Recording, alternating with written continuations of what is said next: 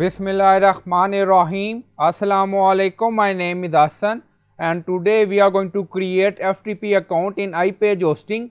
Before starting work, it's my request, please subscribe my channel. Thank you. Now back to our work. So we are in iPage hosting. On left side you see FTP management. So click on it. Now you see add FTP account and then you see plus icon. So click on it.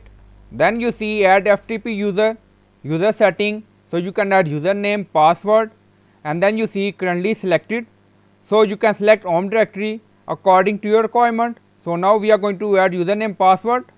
So now you see we added username and then you see password and then you see select user home directory. So you can select according to your requirement.